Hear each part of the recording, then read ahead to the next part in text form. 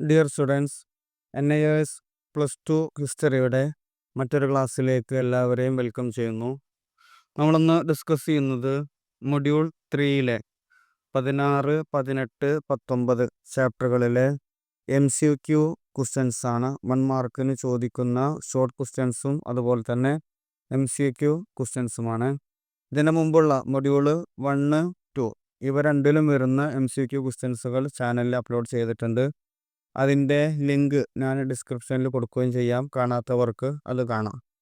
Okay, ക്ലാസ്സിലേക്ക് കിടക്കുന്നതിന് മുമ്പായിട്ട് ചാനൽ ആരെങ്കിലും സബ്സ്ക്രൈബ് ചെയ്തിട്ടില്ലെങ്കിൽ ഒന്ന് സബ്സ്ക്രൈബ് ചെയ്ത് സാറിനൊന്ന് സപ്പോർട്ട് ചെയ്യുക. അതുപോലെ ക്ലാസ്സുകൾ നിങ്ങളുടെ ഫ്രണ്ട്സിലേക്ക് ഷെയർ ചെയ്ത് കൊടുക്കുക. അതുപോലെ ക്ലാസ് എപ്പോഴും ലൈക്ക് ചെയ്ത് കാണുക. ഇനി എന്തെങ്കിലും ഡൗട്ട്സ് ഉണ്ടെങ്കിൽ കമൻ്റായിട്ട് ചോദിക്കാം. ഓക്കെ, നമുക്ക് ക്ലാസ്സിലേക്ക് പോകാം. നമ്മൾ ഫസ്റ്റ് നോക്കുന്നത് 16-ാമത്തെ ചാപ്റ്ററാണ്. 16-ാമത്തെ ചാപ്റ്റർ വരുന്നത് അതിൽ ഫസ്റ്റ് ഒന്നാമത്തെ ക്വസ്റ്റ്യൻ നോക്കൂ. Who introduced the subsidiary alliance system after 1798? 1798 അല്ലെങ്കിൽ അതിനുശേഷം സബ്സിഡിയറി അലയൻസ് സിസ്റ്റം അവതരിപ്പിച്ചത് ആരാണ്? ചോദ്യം ഇതാണ്. സബ്സിഡിയറി അലയൻസ് സിസ്റ്റം അവതരിപ്പിച്ചത് ആരാണ്? ലോർഡ് വെല്ലസ്ലി, അതായത് വെല്ലസ്ലി പ്രഭുവാണ് ആൻസർ. ഇനി നെക്സ്റ്റ് വരുന്നത് രണ്ടാമത്തെ ക്വസ്റ്റ്യൻ നോക്കൂ. Discuss the method the British used to establish their rule in India. ഇന്ത്യയിൽ ഭരണം സ്ഥാപിക്കുവാൻ വേണ്ടി ബ്രിട്ടീഷുകാർ ഉപയോഗിച്ച രീതികൾ ഏതെല്ലാമാണ്? അതിൻ്റെ ആൻസർ ഒന്നാമത്തത് വാർസ് ആൻഡ് കോൺക്വസ്റ്റ്, യുദ്ധങ്ങളും അതുപോലെ കീഴടക്കലുകളും. പിന്നെ രണ്ടാമത്തത് സബ്സിഡിയറി അലയൻസ് ആണ് നെക്സ്റ്റ് രണ്ടാമത്തത് വരുന്നത്. പിന്നെ നെക്സ്റ്റ് മൂന്നാമത്തെ ക്വസ്റ്റ്യൻ നോക്കൂ. Name the Indian regional States the first half 18th century. 18-ാം നൂറ്റാണ്ടിൻ്റെ ആദ്യ പകുതിയിലെ ഇന്ത്യൻ പ്രാദേശിക സംസ്ഥാനങ്ങളുടെ പേരുകൾ ഏതെല്ലാമാണ്? ബംഗാൾ, മൈസൂർ, ഹൈദരാബാദ്, അവധ്, പഞ്ചാബ്, മറാത്ത കിങ്ഡം എന്നിവയാണ്. നെക്സ്റ്റ് ഫോർത്ത് നാലാമത്തെ ക്വസ്റ്റ്യൻ നോക്കൂ. Which battle during third Carnatic war ended almost A century of conflicts over supremacy between the French and British power in India? മൂന്നാം കർണാട്ടിക് യുദ്ധത്തിലെ ഏത് യുദ്ധമാണ് ഇന്ത്യയിലെ ഫ്രഞ്ച് ബ്രിട്ടീഷ് ശക്തികൾ തമ്മിലുള്ള ആധിപത്യത്തെ ചൊല്ലിയുള്ള യുദ്ധം? ഏകദേശം ഒരു നൂറ്റാണ്ടോളം നീണ്ടു നിന്ന ഒരു യുദ്ധം കൂടെയായിരുന്നു. അതിൻ്റെ ആൻസർ ബാറ്റിൽ ഓഫ് വാൻഡിവാഷ്. വാൻഡിവാഷ് യുദ്ധമാണ് അത്. 1760-ലാണ് ആ യുദ്ധം നടക്കുന്നത്. നെക്സ്റ്റ് വരുന്നത് ഫിഫ്ത്ത് ക്വസ്റ്റ്യൻ, അഞ്ചാമത്തത്. The ruler of Bengal in 1757. 1757 Bengal ഭരണാധികാരി ആരായിരുന്നു? ആൻസർ സിറാജുദ്ദീൻ ദൗള. നെക്സ്റ്റ് ആറാമത്തെ question. The battle of Plassey was fought in. Plassey യുദ്ധം നടന്നത് ആൻസർ 1757-ലാണ്. നെക്സ്റ്റ് വരുന്നത് ഏഴാമത്തെ question. Who replaced Mir Jafar as Nawab of Bengal in 1760? 1760 Mir ജാഫറിന് പകരമായിട്ട് നവാബായി നിയമിച്ചത് ആരെയാണ്? ആൻസർ മിർ കാസിമാണ്. നെക്സ്റ്റ് വരുന്നത് എട്ടാമത്തെ ക്വസ്റ്റ്യൻ ആണ്. Explain the term Nizamat and Diwani. Nizamat എന്ന് പറഞ്ഞാലും ദിവാനി എന്ന് പറഞ്ഞാലും എന്നാണ്? നിസാമത്ത് എന്ന് പറഞ്ഞാൽ administration of law and order and criminal justice. Nizamat എന്ന് പറഞ്ഞാൽ ക്രമസമാധാന പാലവും അതുപോലെ ക്രിമിനൽ നീതിയും, അതാണ് നിസാമത്ത് കൊണ്ട് ഉദ്ദേശിക്കുന്നത്. നെക്സ്റ്റ് ദിവാനി എന്ന് പറഞ്ഞാൽ the revenue administration and civil justice. Diwani എന്ന് പറഞ്ഞാൽ റവന്യൂ അഡ്മിനിസ്ട്രേഷനും അതുപോലെ സിവിൽ ജസ്റ്റിസുമായിരുന്നു. നെക്സ്റ്റ് വരുന്നത് ഒമ്പതാമത്തെ question. What do you mean by dual or double government? ഇരട്ട ഗവൺമെന്റ് എന്നതുകൊണ്ട് എന്താണ് ഉദ്ദേശിക്കുന്നത്? As the Diwan, the company directly collected its revenue, while through the right to nominate the deputy Nazim for the Nawab. It controls the Nizam or the police or judicial power.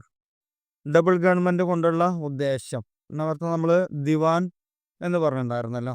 അതായത് ദിവാൻ എന്ന നിലയിൽ company നേരിട്ട് വരുമാനം ശേഖരിച്ചിരുന്നു. അതേസമയം തന്നെ deputy നാസിമിനെ നവാബായി നാമനിർദ്ദേശം ചെയ്യുവാനുള്ള അവകാശത്തിലൂടെ നിസാമത്ത് അല്ലെങ്കിൽ പോലീസ് അതുപോലെ തന്നെ ജുഡീഷ്യൽ അധികാരങ്ങൾ നിയന്ത്രിച്ചിരുന്നു. അപ്പോൾ നമ്മളിതിന് തൊട്ട് മുമ്പ് പറഞ്ഞിട്ടുണ്ടായിരുന്നില്ല, ദിവാന് നിസാമത്ത്, അത് രണ്ടുമാണ് ഇതുകൊണ്ടുള്ള ഡബിൾ ഗവൺമെന്റ് കൊണ്ട് ഉദ്ദേശിക്കുന്നത്. ദിവാൻ ആൻഡ് നിസാമത്ത്, ഇവ രണ്ടുമാണ് ഇതുകൊണ്ട് ഉദ്ദേശിക്കുന്നത്. നെക്സ്റ്റ് വരുന്നത് 10ാമത്തെ ക്വസ്റ്റ്യൻ.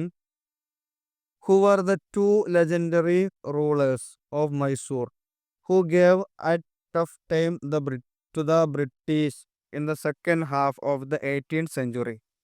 18ാം നൂറ്റാണ്ടിൻ്റെ രണ്ടാം പകുതിയിൽ ബ്രിട്ടീഷുകാർക്ക് ദുഷ്കരമായ സമയം നൽകിയ മൈസൂരിലെ രണ്ട് ഇതിഹാസ ഭരണാധികാരികൾ. ക്വസ്റ്റ്യൻ ഇത്രയേ ഉള്ളൂ. മൈസൂരിലെ രണ്ട് പ്രധാനപ്പെട്ട ഭരണാധികാരികൾ ആരെല്ലാമായിരുന്നു? ഒന്നാമത്തത് ഹൈദർ അലിയാണ്, രണ്ടാമത്തത് അദ്ദേഹത്തിൻ്റെ മകൻ ടിപ്പു സുൽത്താനാണ്. നെക്സ്റ്റ് വരുന്നത് 11ാമത്തെ question. Which 3 presidency town formed in initial political and judicial base for the British in the mid 18th century? 18ാം നൂറ്റാണ്ടിന് മധ്യത്തിൽ ബ്രിട്ടീഷുകാർക്ക് ആദ്യകാല രാഷ്ട്രീയ നീതിന്യായ അടിത്തറ രൂപപ്പെടുത്തിയ 3 പ്രസിഡൻസികൾ ഏതെല്ലാമാണ്? ഏതൊക്കെയാണ്? മദ്രാസ്, ബോംബെ, കൽക്കത്ത. ഇത് 1 മാർക്കിനോ അല്ലെങ്കിൽ 2 മാർക്കിനൊക്കെ ചോദിക്കും. ഇപ്പോൾ ഒരെണ്ണം തരും, മദ്രാസ് തരും, ബോംബെ, കൊൽക്കത്ത, ഇവ രണ്ടും ഡാഷ് ഡാഷ് ആയിരിക്കും. അപ്പോൾ അത് രണ്ടും എഴുതി കൊടുക്കുക. 3 സ്ഥലങ്ങൾ, 3 പ്രസിഡൻസികൾ, മദ്രാസ്, ബോംബെ, കൽക്കത്ത. നെക്സ്റ്റ് വരുന്നത് 12ാമത്തെ question. Where was the supreme court initially established under the regulating act of 1776? 1773 regulating act പ്രകാരം സുപ്രീം കോടതി ആദ്യം എവിടെയാണ് സ്ഥാപിച്ചത്? ആൻസർ കൽക്കട്ട. നെക്സ്റ്റ് വരുന്നത് 13ാമത്തെ question. Why did Lord Clive introduce system of dual or double government? Lord Clive ഇരട്ട government സംവിധാനം അവതരിപ്പിച്ചത് എന്തുകൊണ്ടാണ്? അതുകൊണ്ടുള്ള ഉദ്ദേശം എന്താണ്? അതിന് answer, the company did not want to take directed responsibility of the administration of Bengal and was interested in earning revenue. ബംഗാളിലെ ഭരണത്തിൻ്റെ നേരിട്ടുള്ള ഉത്തരവാദിത്തം ഏറ്റെടുക്കുവാൻ കമ്പനി ആഗ്രഹിച്ചിരുന്നില്ല. എന്നാൽ അതേസമയം വരുമാനം നേടുവാൻ അവർക്ക് താല്പര്യവും ഉണ്ടായിരുന്നു. അതുകൊണ്ടാണ് അവർ ഡ്യുവൽ ഗവൺമെൻറ് സിസ്റ്റം അവതരിപ്പിച്ചത്. ഇവിടെ വേറൊരു ക്വസ്റ്റ്യനും കൂടെ നമുക്ക് പ്രതീക്ഷിക്കാൻ പറ്റുന്നത്, ഡബിൾ ഗവൺമെൻറ് സിസ്റ്റം കൊണ്ടുവന്നത് ആരാണ്? ലോർഡ് ക്ലൈവ് ആണ്. നെക്സ്റ്റ് വരുന്നത് 14ാമത്തെ question. What were the measures adopted by Lord Wellesley to expand the British power in India? ഇന്ത്യയിലെ ബ്രിട്ടീഷ് ശക്തി വികസിപ്പിക്കുവാൻ വേണ്ടി വെല്ലസ്ലി പ്രഭു സ്വീകരിച്ചിരുന്ന നടപടികൾ എന്തെല്ലാമായിരുന്നു? ഒന്നാമത്തത് മിലിറ്ററി കോൺക്വിറ്റ്സ് ആൻഡ് സബ്സിഡിയറി അലയൻസ്. 2 കാര്യങ്ങൾ. ഒന്നാമത്തത് സൈനിക വിജയങ്ങളും നെക്സ്റ്റ് നേരത്തെ പറഞ്ഞതുപോലെ തന്നെ സബ്സിഡിയറി സഖ്യങ്ങൾ. ഇവ രണ്ടുമാണ് വെല്ലസ്ലി പ്രഭു കൊണ്ടുവന്ന കാര്യങ്ങൾ, നടപടികൾ. നെക്സ്റ്റ് വരുന്നത് 15ാമത്തെ question. Which was the first act enacted by the British Parliament to control the East India Company's activities in India? കിഴക്കൻ ഇന്ത്യ കമ്പനിയുടെ ഇന്ത്യയിലെ പ്രവർത്തനങ്ങൾ നിയന്ത്രിക്കുന്നതിനായി ബ്രിട്ടീഷ് പാർലമെന്റ് പാസാക്കിയ ആദ്യത്തെ നിയമം ഏതാണ്? ദ റെഗുലേറ്റിംഗ് ആക്ട് ഓഫ് 1776 ആണ് അതിൻ്റെ ആൻസർ. നെക്സ്റ്റ് വരുന്നത് 16ാമത്തെ question. Who was the first governor general of Bengal? Governor general of Bengal. ബംഗാളിലെ ആദ്യത്തെ ഗവർണർ ജനറൽ ആരായിരുന്നു? ആൻസർ വാറൻ ഹേസ്റ്റീസ് ആയിരുന്നു. നെക്സ്റ്റ് വരുന്നത് 17ാമത്തെ question. What was the main features of the charter act of 1833? 1833 charter ആക്ടിൻ്റെ പ്രധാനപ്പെട്ട സവിശേഷതകൾ എന്തെല്ലാമായിരുന്നു? അതിന് ആൻസർ വരുന്നത് charter act of 1833 abolish the company's monopoly of the China trade. Charter act പ്രകാരം കമ്പനിയുടെ ചൈന വ്യാപാരത്തിന് കുത്തക നിർത്തലാക്കി.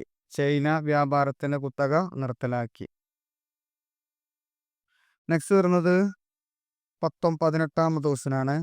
Name the college establish in London to train the company servants.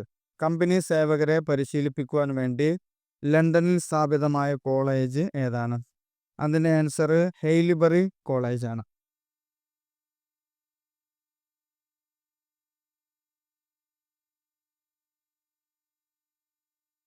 ഇനി നെക്സ്റ്റ് വരുന്നത് 20ാമത്തെ ക്വസ്റ്റ്യൻ നോക്കൂ.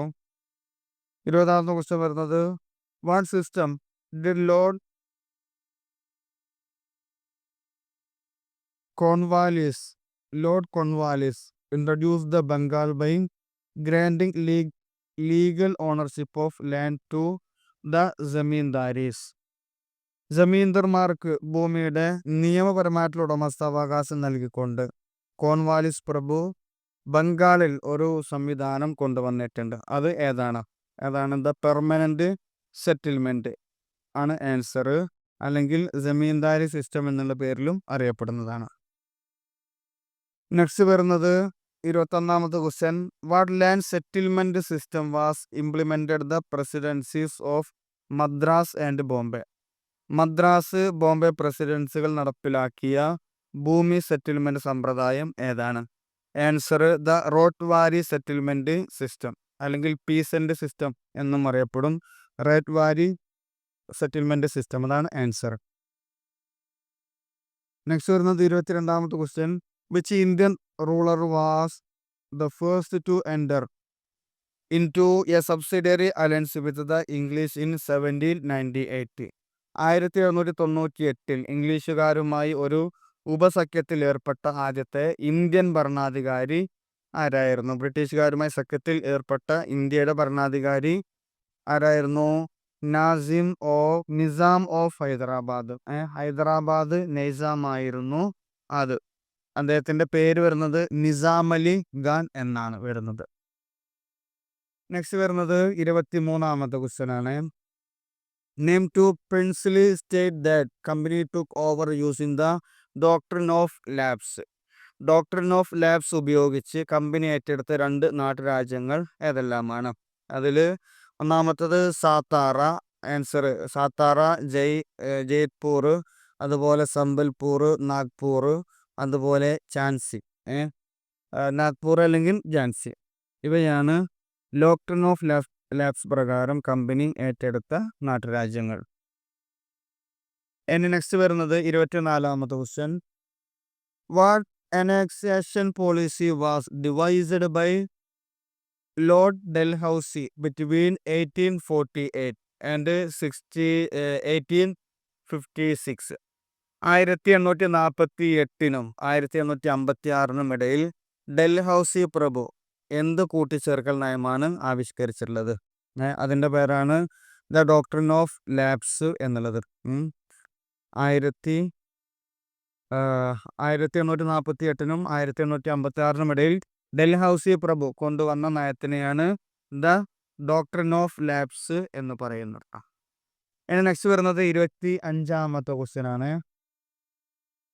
Who was the ruler of Punjab who had united the various Sikh misl into one state. വിവിധ സിഖ് മിസിലുകളെ ഒരു സംസ്ഥാനമാക്കി ഏകീകരിച്ച പഞ്ചാബിലെ ഭരണാധികാരി ആരായിരുന്നു? മഹാരാജ രഞ്ജിത് സിംഗ് ആയിരുന്നു.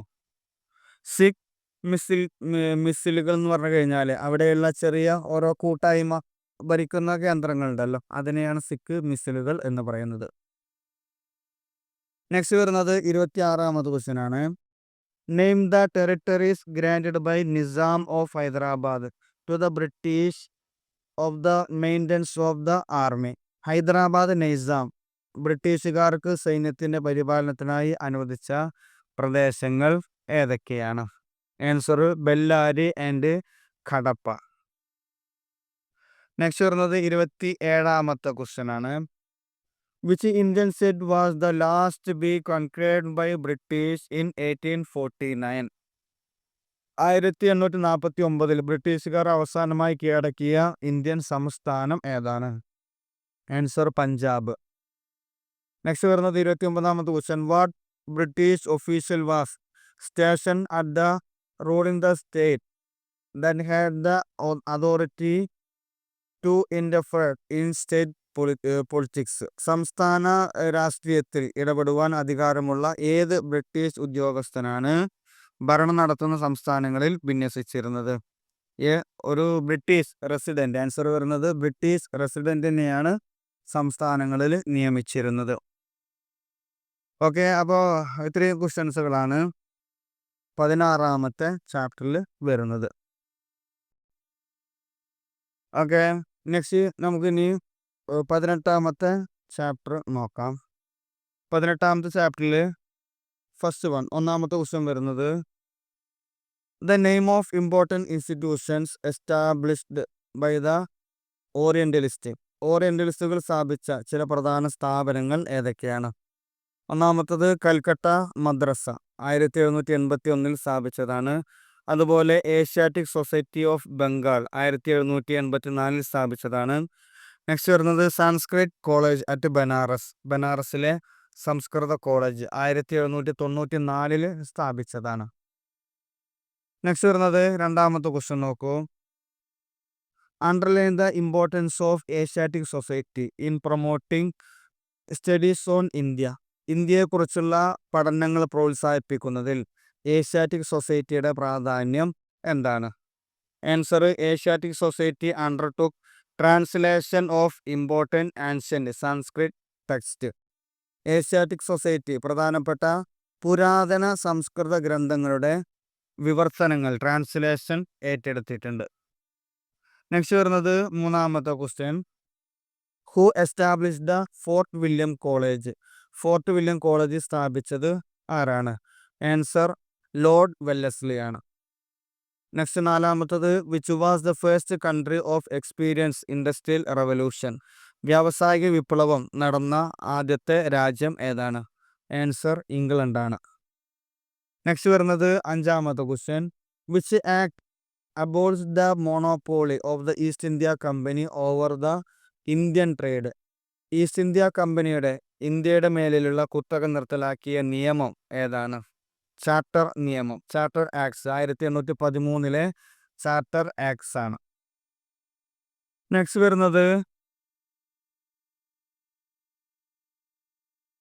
16ാമത്തെ ക്വസ്റ്റ്യൻ.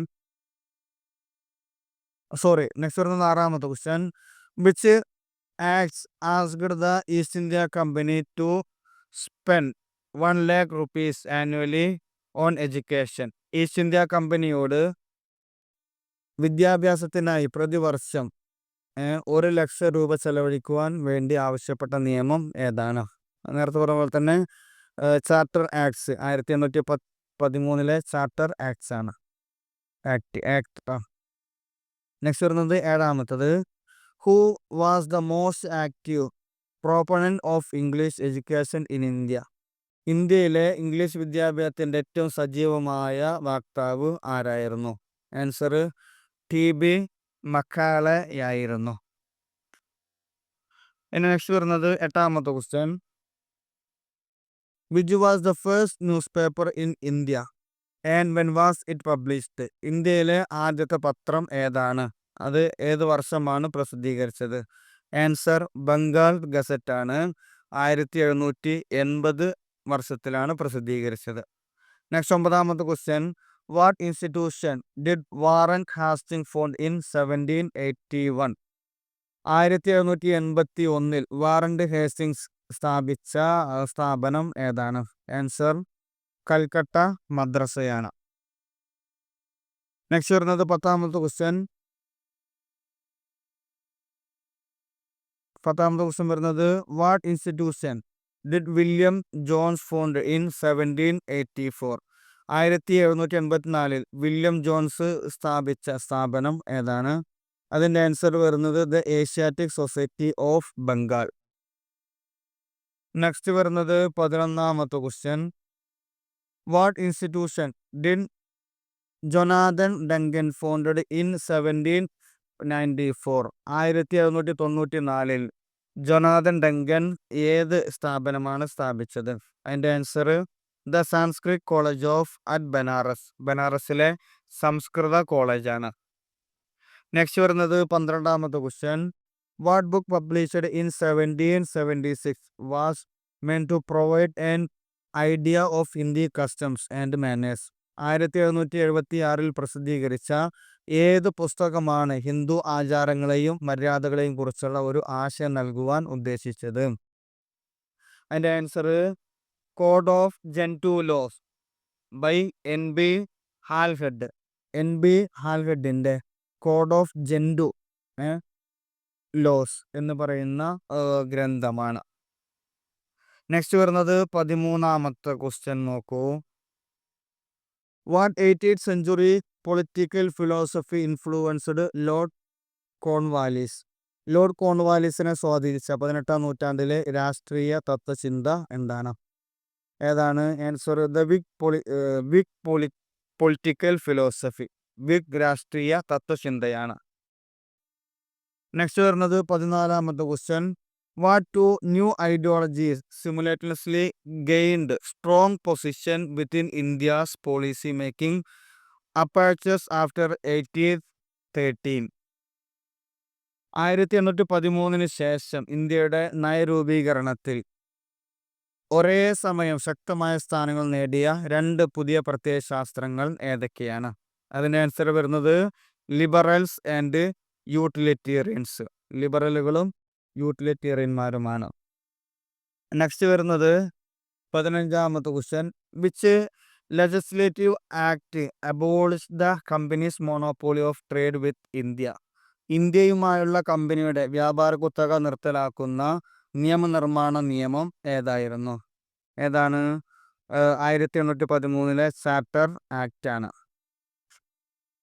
ഇനി നെക്സ്റ്റ് വരുന്നത് 16ാമത്തെ question. Name 2 figures who referred to 19th century developments in Bengal as a period of resistance? ബംഗാളിലെ 19ാം നൂറ്റാണ്ടിലെ സംഭവവികാസങ്ങളെ നവോത്ഥാന കാലഘട്ടമായി വിശേഷിപ്പിച്ച 2 വ്യക്തികൾ ആരൊക്കെയാണ്? അതിൻ്റെ ആൻസർ ഫസ്റ്റ് ഒന്നാമത്തത് ബങ്കിം ചന്ദ്ര ചാറ്റർജി, രണ്ടാമത്തത് ബിപിൻ ചന്ദ്ര പാൽ. നെക്സ്റ്റ് വരുന്നത് 17ാമത്തെ question. Who was the most notable reformer of modern times from Bengal? ബംഗാളിൽ നിന്നുള്ള ആധുനിക കാലത്തെ ഏറ്റവും ശ്രദ്ധേയനായ പരിഷ്കർത്താവ് ആരായിരുന്നു? എ റാം മോഹൻ റോയ് ആയിരുന്നു. നെക്സ്റ്റ് വരുന്നത് 18ാമത്തെ question. What was the original name of organization founded by the Ram Mohan Roy in 1840? Ram Mohan Roy സ്ഥാപിച്ച സംഘടനയുടെ പേര് എന്താണ്? ആത്മീയ സഭ. ആത്മീയ സഭ എന്നാണ്. അത് ബ്രഹ്മസഭ എന്ന പേരിൽ ഉണ്ടായിരുന്നു, പിന്നീട് ബ്രഹ്മ സമാജം എന്ന പേരിലാണ് അറിയപ്പെട്ടത്. അപ്പോൾ ആദ്യം ആത്മീയ സഭ എന്നായിരുന്നു, പിന്നീട് ബ്രഹ്മസഭ എന്നായി, പിന്നെ ബ്രഹ്മ സമാജമായി. രാജാറാം മോഹൻ റോയ് അല്ലെങ്കിൽ റാം മോഹൻ റോയ്. നെക്സ്റ്റ് വരുന്നത് 19ാമത്തെ ക്വസ്റ്റ്യൻ ആണ്. In what year was the Brahma Sabha Brahma Samaj founded by Ram Mohan Roy? Ram Mohan Roy Brahma Sabha സ്ഥാപിച്ച വർഷം ഏതാണ്? 1828 അതായത് ആദ്യം ബ്രഹ്മസഭയായിരുന്നു, ഇനി ബ്രഹ്മസമാജം ഏത് ചോദിച്ചു കഴിഞ്ഞാലും ഒന്നെന്നെയാണ്. അതിൻ്റെ സ്ഥാപകൻ രാജാറാം മോഹൻ റോയ് അല്ലെങ്കിൽ റാം മോഹൻ റോയ്. വർഷം ഏതാണ്? 1828. ഇനി നെക്സ്റ്റ് വരുന്നത് 20ാമത്തെ question. Which whose effort did Ram Mohan Roy rally support for the abolition of sati? ആരുടെ ശ്രമഫലമായിട്ടാണ് റാം മോഹൻ റോയ് സതി നിർത്തലാക്കുന്നതിനുള്ള പിന്തുണ ശേഖരിച്ചത്? അതിന് പിന്തുണ പ്രഖ്യാപിച്ചത് വില്യം ബെൻഡിക് ആയിരുന്നു. അദ്ദേഹം ഗവർണർ ജനറൽ ആയിരുന്നു. Answer William Bentinck. നെക്സ്റ്റ് വരുന്നത് 21ാമത്തെ question. In what year was the custom of sati formally abolished? ഏത് വർഷത്തിലാണ് സതി എന്നുള്ള ആചാരം ഔദ്യോഗികമായിട്ട് നിർത്തലാക്കിയത്? 1829 നെക്സ്റ്റ് വരുന്നത് 22ാമത്തെ question.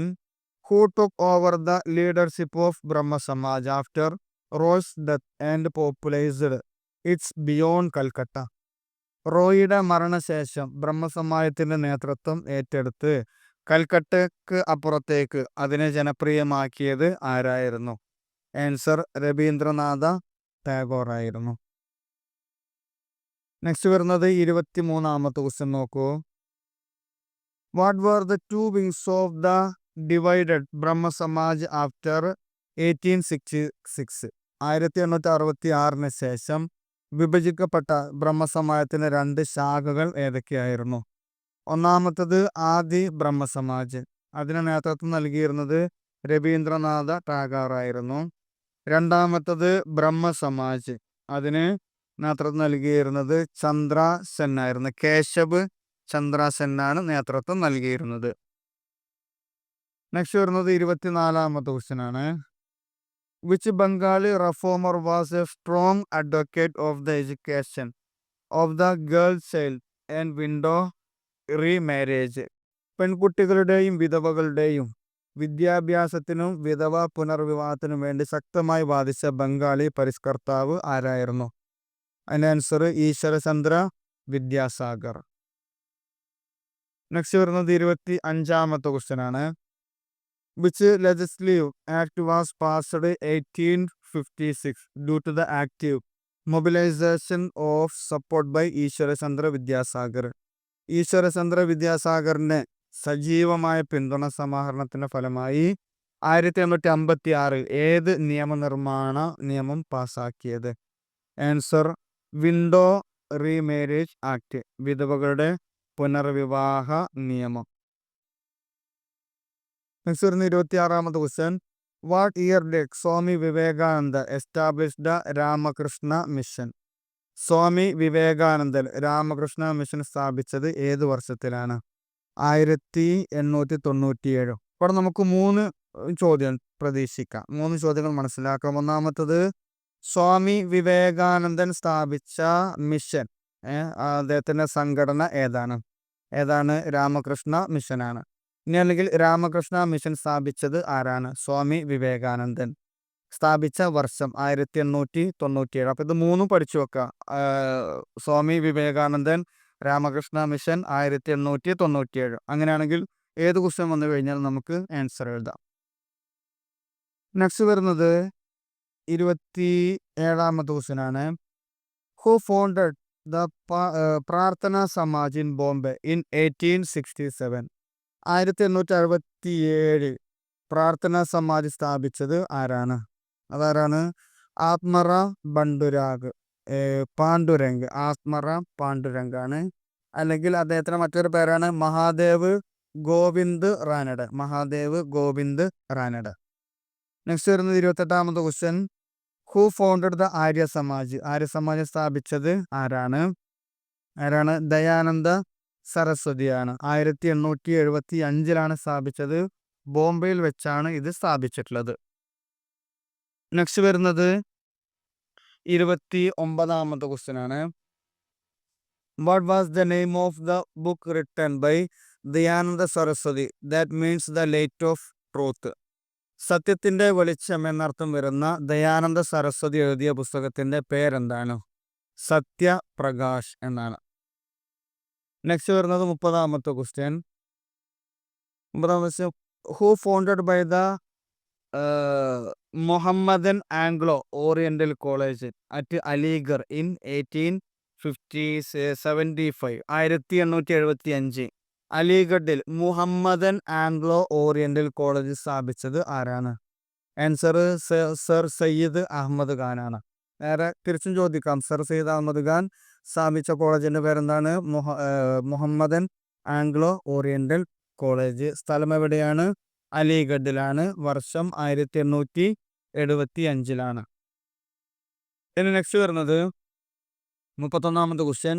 Name some of the early orientalist administrator who initially presented the Indian classical education?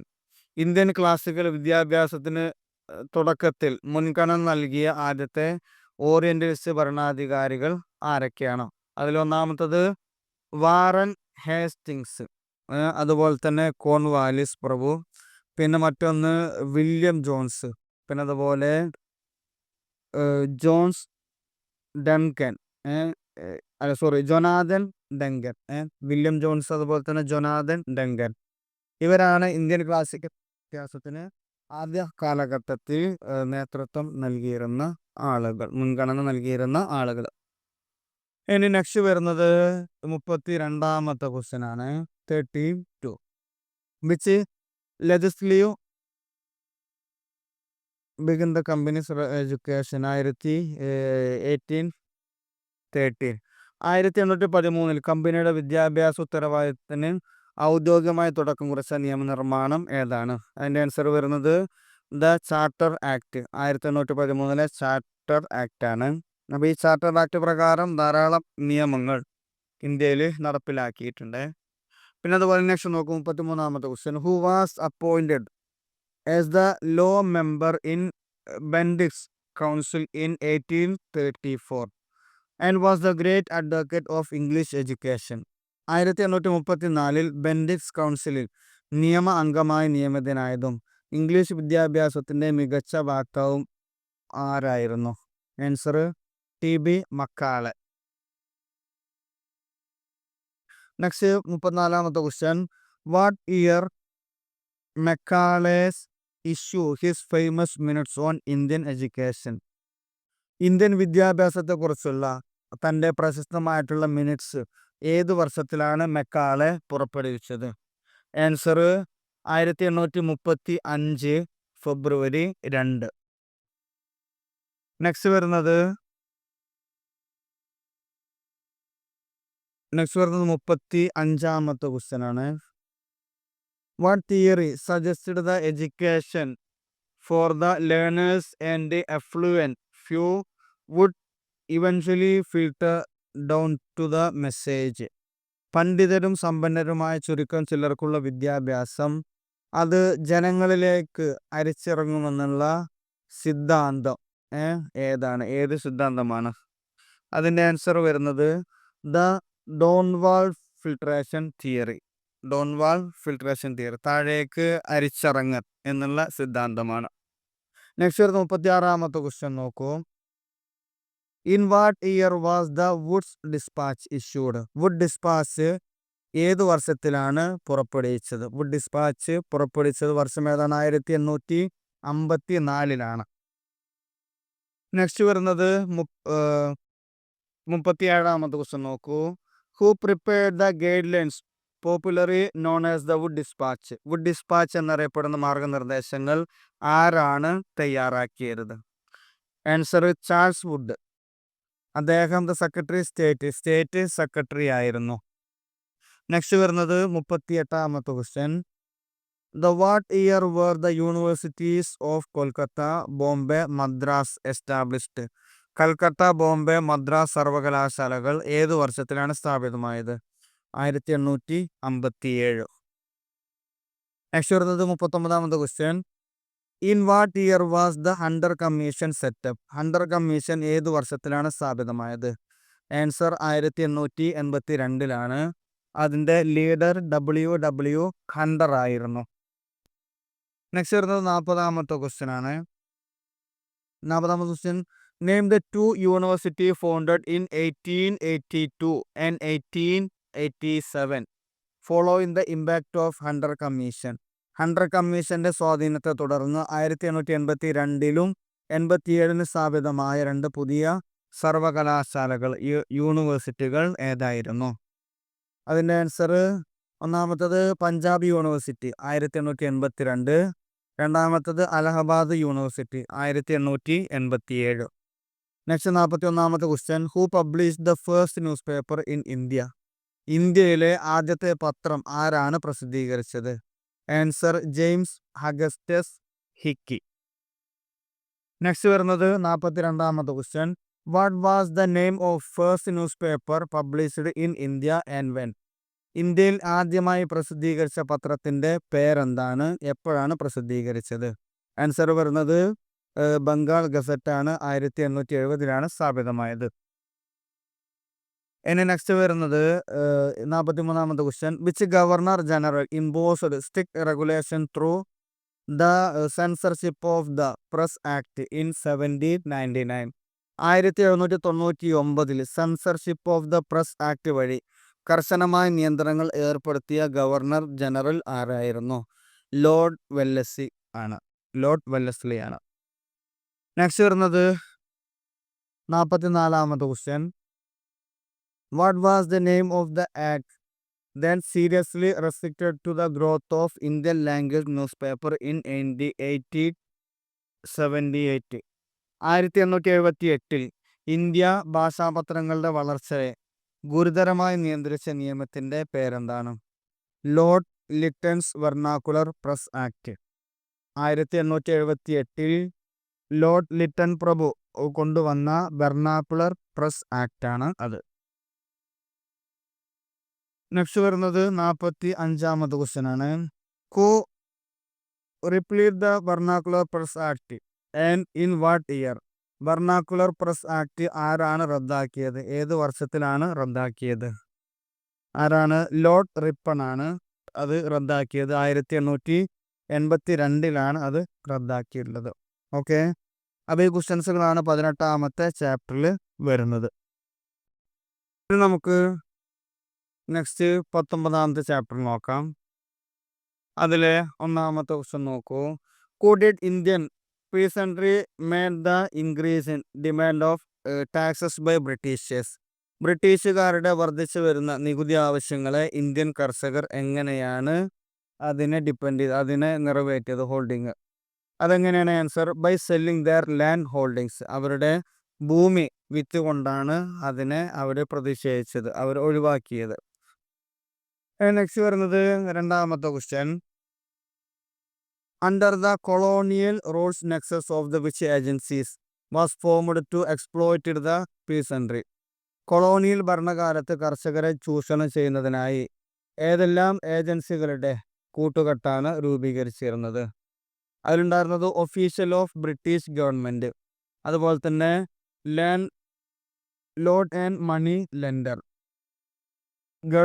British ഗവൺമെൻറ്റിൻ്റെ ഉദ്യോഗസ്ഥരും അതുപോലെ ഭൂപ്രഭുക്കന്മാർ, പണമിടപാടുകാരൊക്കെയുമായിട്ടുള്ള ഒരു അവിശുദ്ധ കൂട്ടുകെട്ടുകളാണ് രൂപീകരിച്ചിട്ടുണ്ടായിരുന്നത്. നെക്സ്റ്റ് വരുന്നത് 3ാമത്തെ question. The Santhal rebellion took place in which regions? Santhal കലാപം നടന്നത് ഏത് പ്രദേശത്താണ്? അതിൻ്റെ answer border of Bengal, Bihar, Orissa. Bengal, Bihar, Orissa ഇവയുടെ അതിർത്തികളിലാണ് സാന്താൾ കലാപം നടന്നത്. നെക്സ്റ്റ് വരുന്നത് 4ാമത്തെ question. Which novel immortalise the sannyasi rebellion? Sannyasi കലാപത്തെ അനശ്വരമാക്കുന്ന നോവൽ ഏതാണ്? ആനന്ദ് മഡ്. അതിൻ്റെ നോവലിൻ്റെ പേരെന്താണ്? ആനന്ദ് മഡാണ്. അത് എഴുതിയത് ബങ്കിം ചന്ദ്ര ചാറ്റർജിയാണ്. ഇനി ഇതിൽ 3 ക്വസ്റ്റ്യൻ.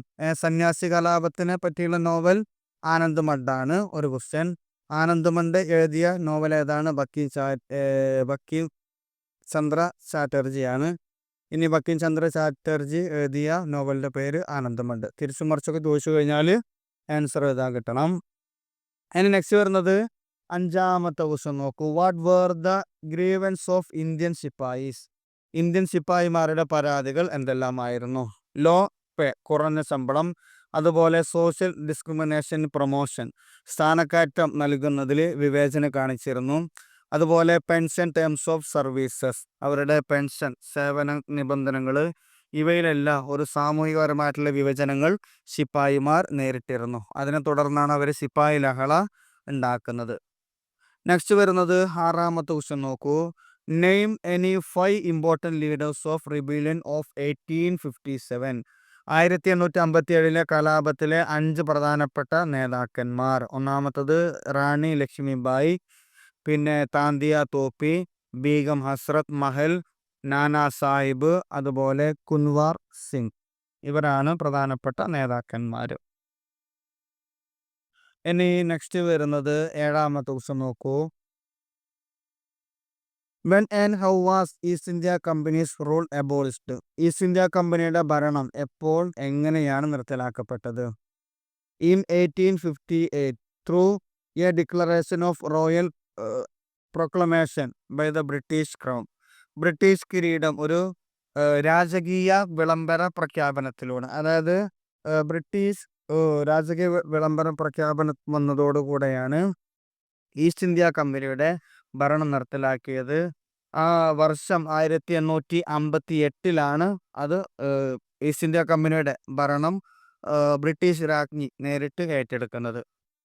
നെക്സ്റ്റ് വരുന്നത് 8ാമത്തെ ക്വസ്റ്റ്യൻ നോക്കൂ. Who were the two brothers who led the Santhal rebellion? Santhal കലാപത്തിന് നേതൃത്വം നൽകിയ 2 സഹോദരന്മാർ ആരെല്ലാമായിരുന്നു? സിന്ധു, കാനു. നെക്സ്റ്റ് വരുന്നത് 9ാമത്തെ question. Which groups revolted in northern and western India? പടിഞ്ഞാറൻ ഇന്ത്യയിൽ ഏതെല്ലാം ഗ്രൂപ്പുകളാണ് കലാപം നടത്തിയിരുന്നത്?